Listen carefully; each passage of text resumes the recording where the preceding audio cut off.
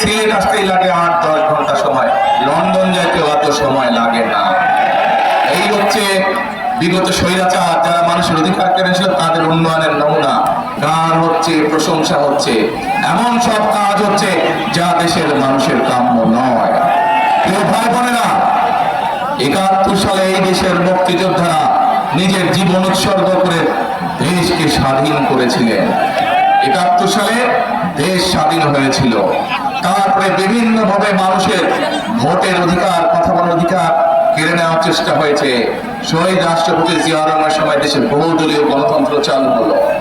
আবার এরপরে চেষ্টা হয়েছে বিভিন্ন ষড়যন্ত্র করে বিএনপিকে দাবিয়ে রাখতে। জনগণের শক্তিতে 91 সালে যখন খালেদা জিয়া সরকার গঠন করলেন তখন উনি আবার সংসদীয় পদ্ধতির সংসদীয় ব্যবস্থা করলেন। কারণ এই ব্যবস্থার মাধ্যমে এলাকার মানুষের উন্নয়ন হয়, এলাকার উন্নয়ন হয়। এই যে আজকে আপনাদের সামনে 4 জন ব্যক্তির হাতে, এই এলাকার 4 জন মানুষের হাতে আমি ধানের শীষ তুলে দিয়েছি। তারা হচ্ছে আগামী দিনে এই এলাকার উন্নয়নের দূত। এই এলাকার মানুষের দুঃখ কষ্ট, এই এলাকার মানুষের সমস্যা, এলাকার সমস্যা, রাস্তাঘাট, স্কুল কলেজ হাসপাতাল, এইগুলো দেখার দায়িত্ব তাদের। কিন্তু প্রিয় ভাই বোনেরা, উপস্থিত মুরব্বীবর্গ, মা বোনেরা, কিন্তু আছে এখানে একটা, কি সেই কিন্তু? যত কাজ জমা হয়ে গেছে, এই যে ঢাকা সিলেট, এই এলাকার বহু মানুষ লন্ডনে থাকেন না? অনেক মানুষ লন্ডন গেছে। ঢাকা থেকে আসতে সিলেট আসতেই লাগে 8-10 ঘন্টা সময়, লন্ডন যাইতে অত সময় লাগে না। এই হচ্ছে বিগত স্বৈরাচার যারা মানুষের অধিকার কেড়েছিল তাদের উন্নয়নের নমুনা। আমি আসার সময় দেখলাম রাস্তায় জায়গায় জায়গায় ভাঙা ভাঙা ভাঙা ভাঙা। আপনাদের এলাকার ভিতরে, জেলার ভিতরের রাস্তাগুলো বোধহয় একই অবস্থা নাকি? একই অবস্থা। স্কুল কলেজগুলোর বোধহয় একই অবস্থা নাকি? হাসপাতালগুলো বোধহয় একই অবস্থা নাকি? সব ভাঙে চলে গেছে। অর্থাৎ মানুষের ধন সম্পদ সব লুটপাট করে বছরের পর বিদেশে পাচার করে দিয়েছে। প্রিয় ভাই বোনেরা, যদি আগামী দিনে এই অবস্থার পরিবর্তন করতে হয়, তাহলে অতীত যখন আমরা দেখেছি সব সময় এলাকার উন্নয়ন কারা করেছে?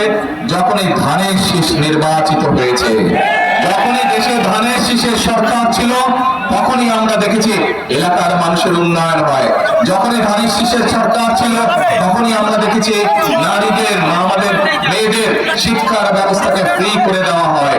যখনই ধানের শীষের সরকার ছিল আমরা দেখেছি কৃষক ভাইদের 5,000 10,000 টাকা পর্যন্ত কৃষি লোন মওকুফ করে দেওয়া হয়। মনে আছে আপনাদের? মনে আছে। এখন প্রিয় ভাই বোনেরা, 71 সালে যারা যুদ্ধ করে দেশকে স্বাধীন করেছিল, 71 সালে ছিল স্বাধীনতা অর্জন করেছি আমরা। ঠিক কিভাবে বিগত 15 বছর বাংলাদেশের মানুষের উপর অত্যাচার নির্যাতন হয়েছে।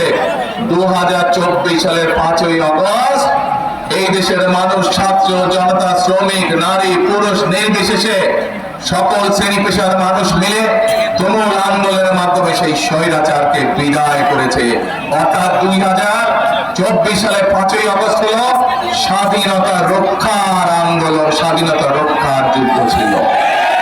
এখন প্রিয় ভাই বোনেরা, আমরা স্বাধীনতাকে রক্ষা করেছি। এখন এই স্বাধীনতাকে সুদৃঢ় ভিত্তির উপরে প্রতিষ্ঠিত করতে হবে। তাহলে কি করতে হবে? আমাদেরকে গণতান্ত্রিক প্রক্রিয়া চালু করতে হবে। দেশে মানুষের কথা বলার অধিকার দিতে হবে। একমাত্র এই নিশ্চয়তা দিতে পারে কে? কোন দল?